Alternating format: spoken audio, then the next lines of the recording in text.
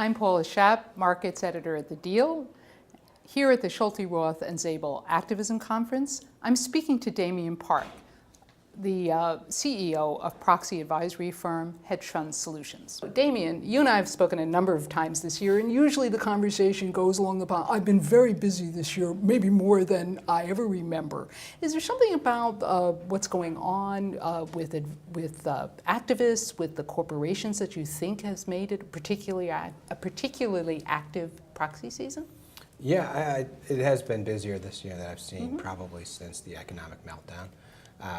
And I think it's busier not only on the activism and those seeking directors on company boards, but it's also been more active in just the non-binding proposals.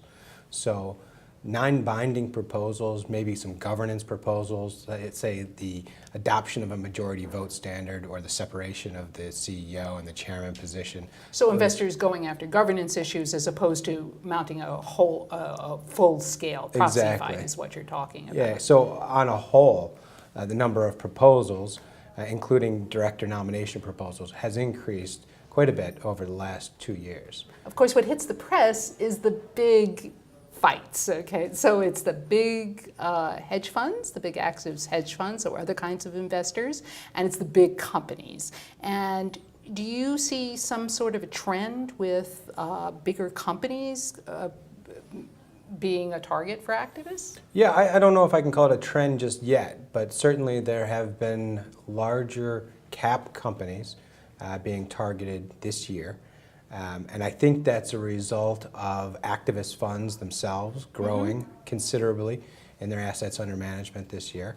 And I think that's been bolstered by a good market that is also increasing those returns, and therefore they have more capital they have to put to use. And as that, the funds. And as a result of that, they have to climb the market cap curve so they can deploy more capital. Any particular campaigns that you think are really notable in that regard as far as bigger companies, big funds? Well, sure. I mean, Pepsi this year targeted by Trian.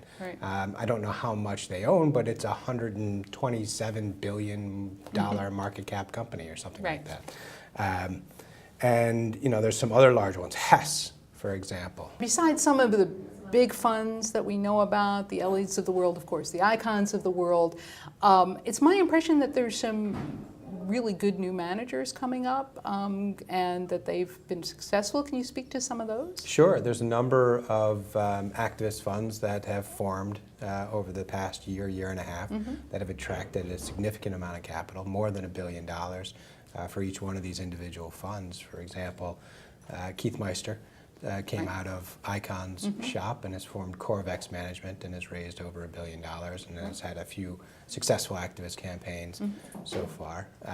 Mick McGuire came out of Pershing Square and he too has been successful in raising over $1 billion and is deploying that capital. In fact, he teamed up with Keith Meister not long ago at the correctional facility. From the Schulte, Roth and Zabel Shareholder Activism Conference, I'm Paula Schaap from The Deal.